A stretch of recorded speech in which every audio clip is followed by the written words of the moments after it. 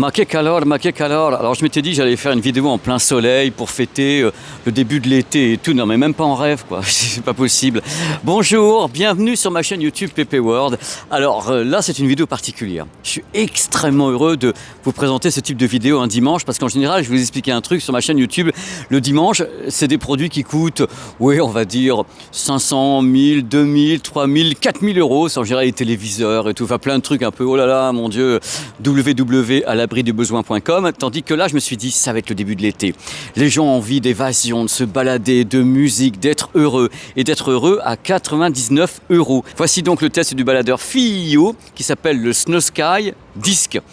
Alors, d'abord, avant qu'on attaque, parce que c'est important, je fais pas souvent de tests de baladeur audio et je sais que j'ai tort. Vous n'arrêtez pas de me dire, oui, alors tu aimes l'audio, tu fais pas de test de baladeur audio. Oui, c'est vrai, mais là, je me suis dit, l'occasion est trop belle de parler de ce produit. Avant qu'on attaque, je vais vous réexpliquer un petit peu les avantages du baladeur audio. Parce que c'est vrai, les gens se disent, ouais, j'ai un super smartphone avec des écouteurs Bluetooth et autres. Pourquoi est-ce que j'achèterais un petit bousin comme ça, même s'il vaut 99 euros? Eh bien, c'est tout simple. Je vais vous donner les avantages de cette petite bestiole et des autres, hein. Parce que moi, j'ai dans ma carrière eu plusieurs baladeurs. J'ai eu du Aston & Kern, j'ai eu du Cayin. Il y a beaucoup de marques qui en font. Des marques exceptionnelles comme Sony également, qui a des Walkman, des baladeurs auto. Ils sont incroyables. Sans parler du côté revival d'Apple avec le Nano, le Pod et tout. Mais moi, j'en pouvais plus de tout ça.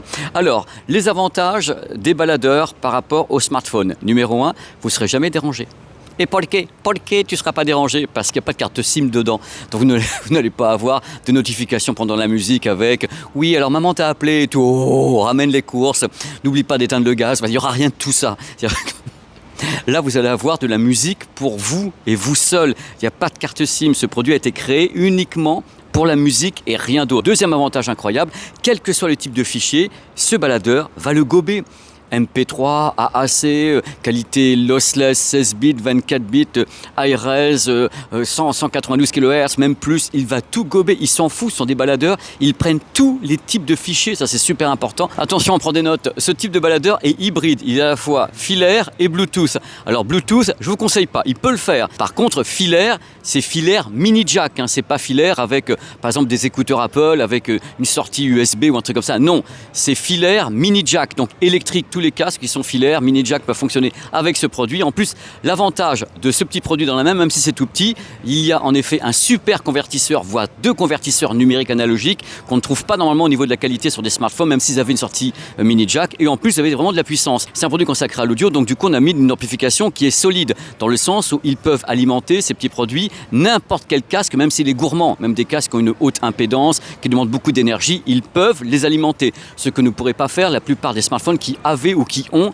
un port mini jack. Ils sont limités parce qu'à l'intérieur du smartphone, il y a autre chose qu'une amplification. Eux, vraiment, ils sont faits pour ça. L'autonomie de ces petits produits est souvent gigantesque. Même chose, hein, ils n'ont pas une électronique qui va avec une réception 5G ou un truc comme ça. Donc, ils ont vraiment du coffre au niveau de l'autonomie. C'est en général de 10, 20, 25 heures. Ça dépend des produits, mais ça va très très loin. Et c'est tellement mimi. Regardez comme il est mimi. Il est éteint ou pas? Oui. Oh là là, je l'ai éteint.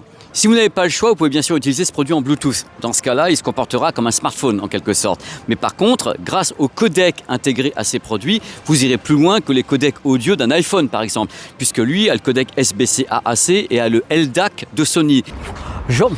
Mais je vous frappe pas, c'est pas vrai. J'en profite pour vous rappeler un peu ce qu'est le LDAC de Sony. Le LDAC de Sony, c'est un codec Bluetooth qui n'est pas chez Apple, hein. C'est uniquement Android et pas tous les Android.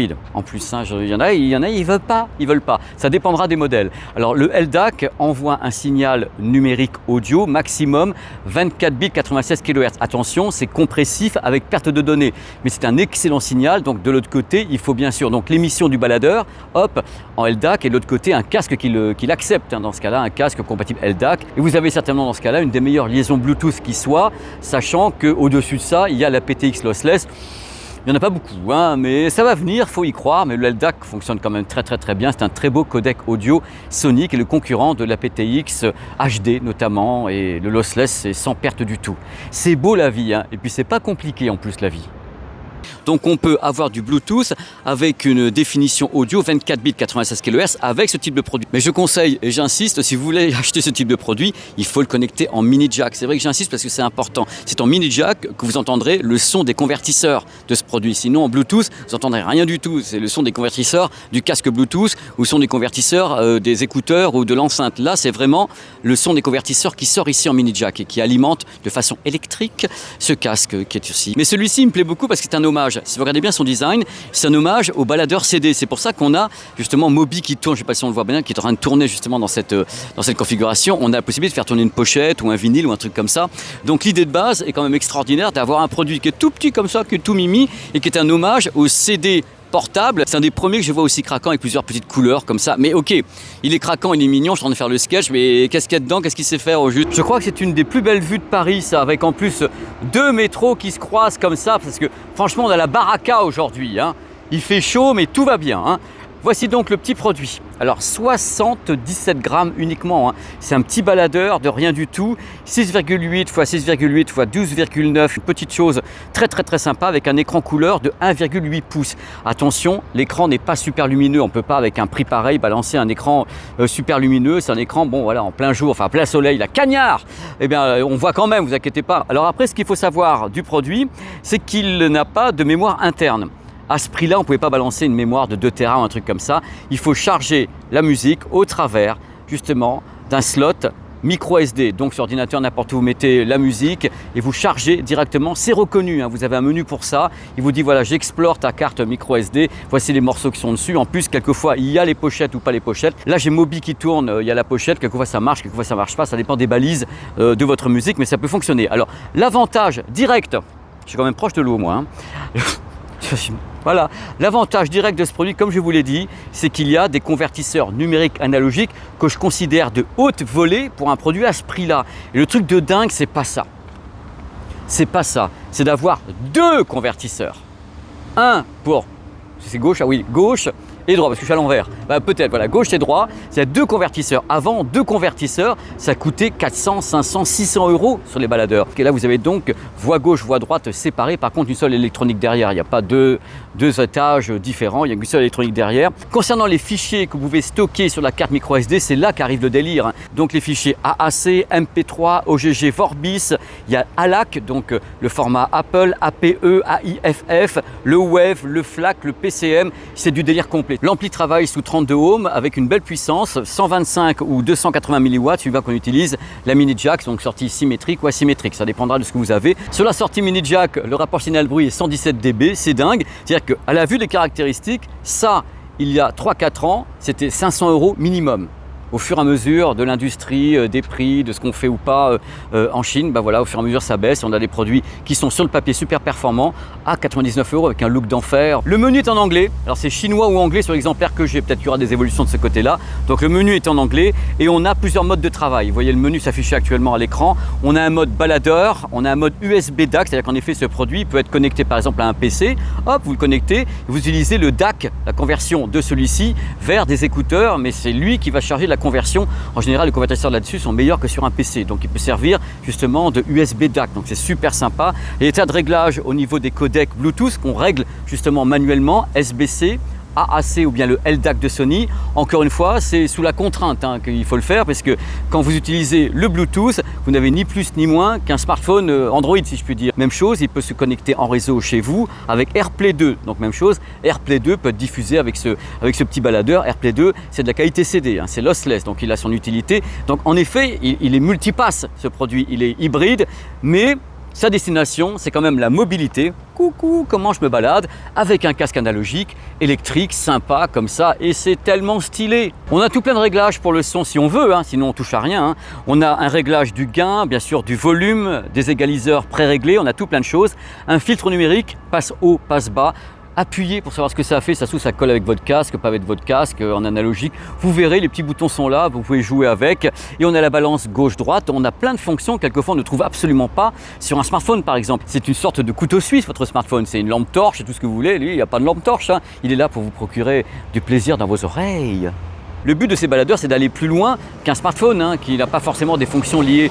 Coucou. Lui, tout ce que fait un système audio classique, il va le faire, mais en version nomade. Tu l'as vu ma grosse péniche? Ben justement, là il y en a plein, c'est le fruit de saison, c'est normal. Il n'y a personne autour de moi, c'est 37 degrés. Oh, voilà. Et l'autre il est dehors, il a crevé, il va canner. C'est pas grave, je suis là pour bosser avec vous et pour être heureux avec vous. Alors l'idée quand même, on ne peut pas tout avoir pour ce prix-là. Il n'y a pas de lecture qu'on appelle gapless. C'est quoi gapless? C'est une lecture qui n'aurait pas de blanc entre chaque morceau. Il ne peut pas le faire, donc vous allez avoir un blanc entre chaque morceau. Même chose, si vous avez mis une mémoire à l'intérieur de 2 Tera, le produit n'aurait pas coûté 99 €. Il y a des choix qui doivent être faits pour que le produit soit vendu en France à ce prix-là.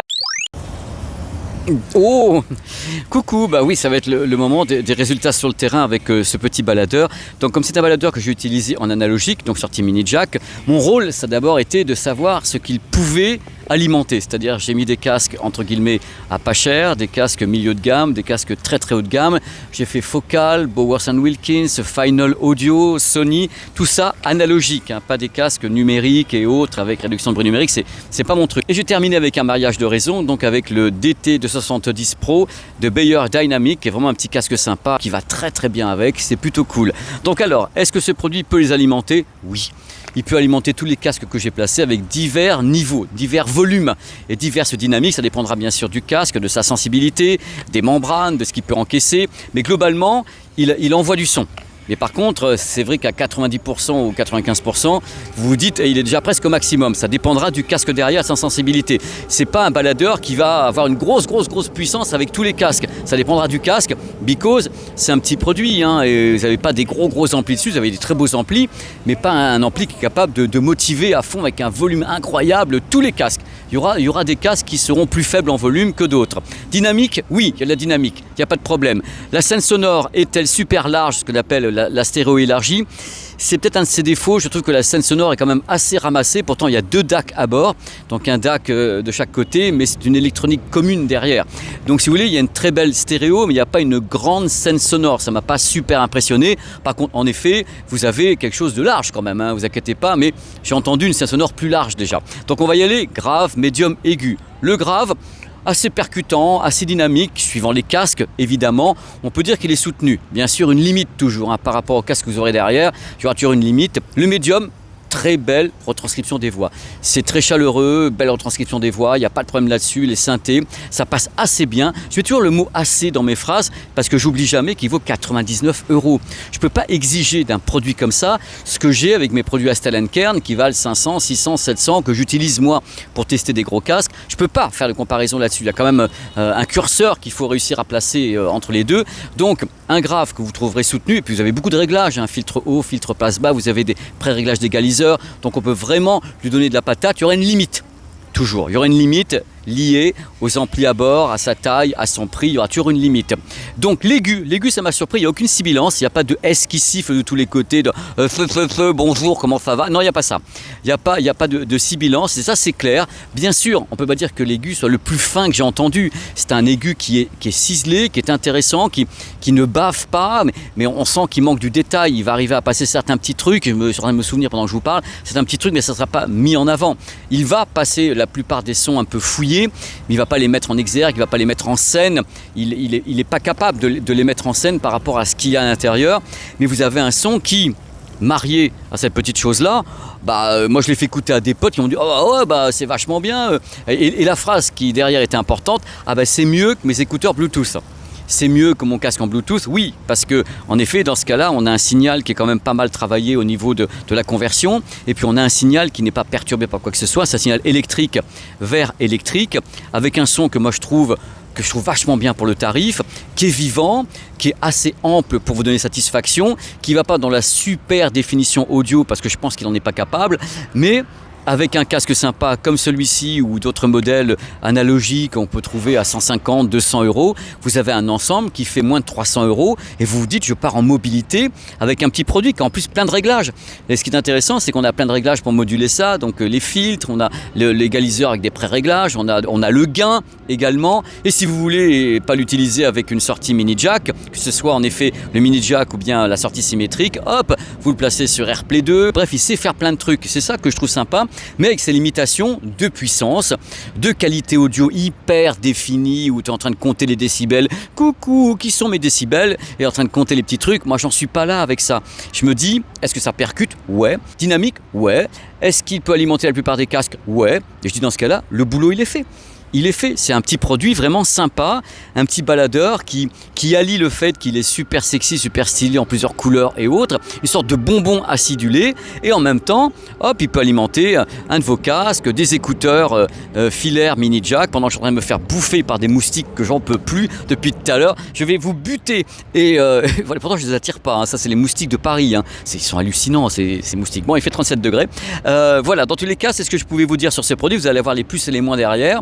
Mais franchement, ça a été une surprise. Enfin, attendez, quand même une catastrophe. On m'a dit, ouais, il y a un truc avec 99 € qui se pointe. Je me dis, il n'aura pas de patate, il ne va pas pouvoir avoir de volume, il n'aura pas de finesse. Eh ben non, je ne peux pas vous dire qu'il soit super audiophile. C'est pas son but. Pas 99 €, c'est vous permettre d'avoir autre chose que votre smartphone avec un casque, partir en vadrouille et avoir peut-être le smartphone dans votre sac à dos et dire voilà, maintenant j'ai un moment de musique pour moi. Il n'y a pas de carte SIM, il n'y a rien, j'écoute la musique, vous avez le petit écran sympa, vous avez les petites commandes, vous avez tout ça et je vous en dis plus dans les plus et les moins. Voilà, c'était le petit baladeur de l'été, on va dire le Snow Sky Disc. Il y a plusieurs modèles, hein. C'est le Snow, c'est dur à dire ça. Ça c'est le Snow Sky Disc de la marque FiiO, une des plus grandes marques de produits nomades en Chine, hein, et dans le monde, hein. FiiO, ils sont très très forts sur les baladeurs, les DAC. Ils ont des casques, des écouteurs, ils ont un rapport qualité-prix assez dingue. Ils sont extrêmement réputés. On trouve les produits au Japon, à Yodobashi et autres. C'est vraiment une marque que je suis depuis des années et je dis tant mieux que ça existe. Moi je dis bravo. Voilà, les plus et les moins maintenant. Ah, je me suis fait bouffer, mais un truc de ouf. Évidemment, le prix, un produit à 99 €, c'est quand même exceptionnel. Un produit qui est fait à 100% pour la musique. C'est pas un smartphone. Lui, il a été conçu exclusivement pour la musique, pour la gérer, pour la sublimer. La qualité audio globale pour un produit à moins de 100 €, c'est quand même assez surprenant. Une très belle qualité de fabrication. C'est un produit qui est solide, robuste. Il est vraiment très très mignon et très bien fini. Il accepte de travailler avec tout type de fichiers, c'est-à-dire qu'en effet MP3, AAC, des fichiers sans compression, du Wave, FLAC, de l'ALAC, il gobe tout, et du DSD, avec en plus le maximum, je crois que c'est 32 bits, 384 kHz et DSD 128. C'est énorme et tout ça, c'est ce que peut pas faire un smartphone. Compatible AirPlay 2. Si on appaire ce produit à un casque audio Bluetooth, les codecs sont AAC, SBC et le LDAC de Sony, donc du wireless Hi-Res. La prise mini jack est en plus hybride, elle peut être utilisée en coaxial et en optique, on commute ça, hein. C'est dans le menu. Il y a un mode pour que ce baladeur devienne un DAC externe, donc c'est tout simple. Par exemple, à la sortie d'un PC, vous mettez le baladeur, c'est lui qui fera la conversion numérique analogique. C'est le baladeur qui peut s'en charger. Le packaging années 80 est marrant, il y a des stickers, des autocollants pour le customiser. C'est vraiment un produit acidulé. Le menu est riche en réglages. On utilise ou on n'utilise pas, mais il y a beaucoup de réglages. Les moins, j'y suis allé soft quand même, hein, compte tenu du tarif. Il n'y a pas de mémoire de stockage. Il faut donc une carte micro SD, la charger et la placer. Mais c'est reconnu tout de suite, hein, vous avez les fichiers qui apparaissent. Ça ne fonctionne pas sur Android, donc on ne peut pas à la base installer d'applications genre Qobuz ou Apple Music, ça ne peut pas s'installer, à ma connaissance. Alors j'ai pas trouvé comment faire. C'est possible aussi, hein. Une scène sonore qui est un petit peu courte, en largeur. Oui, ça existe, c'est-à-dire que vous n'avez pas une largeur gigantesque, c'est un peu court, c'est un peu ramassé. Vous avez quand même une stéréo, vous inquiétez pas, mais c'est pas la plus grande scène sonore que j'ai entendue. Mais en même temps, je rappelle toujours le tarif, c'est important, 99 €. On doit gérer manuellement le type de travail et les entrées, c'est-à-dire sélectionner les trucs, sélectionner manuellement les codecs Bluetooth. Il n'y a pas d'automatisme là-dessus, c'est un petit peu succinct quand même, c'est spartiate. Mais il n'y a plus qu'à sélectionner et ça fonctionne après. Toc toc toc, ben voilà, c'est fini. Ça m'a fait super plaisir de faire cette vidéo du dimanche, en plus dans Paris comme ça, avec la chaleur, avec les belles images, avec le décor. Donc voilà, c'est mon petit baladeur de l'été. On en boufferait, vraiment c'est génial, c'est un petit bonbon acidulé, tout plein de décibels. Merci d'avoir regardé cette vidéo. Il y a encore des vidéos pendant le début de l'été, puisque j'ai encore, oh là, il y a encore 2 tests de télé qui sont des impératifs. Il faut que ça passe maintenant. Ça n'attendra pas septembre. Il faut que ça passe maintenant, cela. 2 tests télé, il y a un casque encore, et pendant l'été, tenez-vous bien, il y aura des vidéos de voyage, des trucs que j'ai pas eu le temps de passer, avec des voyages exceptionnels qui sont faits en Asie, un peu partout. Vous avez 2 vidéos sur Chongqing, qui sont à pleurer. La ville ultramoderne, vous savez, la Cyber City dans laquelle on peut justement se balader avec un monorail qui rentre dans les immeubles et tout, vous allez voir tout ça dans cette vidéo. Il y a une deuxième vidéo à Chongqing dans laquelle je me balade, je dis bien je me balade, messieurs, dames, en haut d'un hôtel à 220 mètres de haut, en rappel, au-dessus de la ville. Mais ça, je vous en dis pas plus. Portez-vous bien. Attention quand il fait chaud. Buvez de l'eau, hein.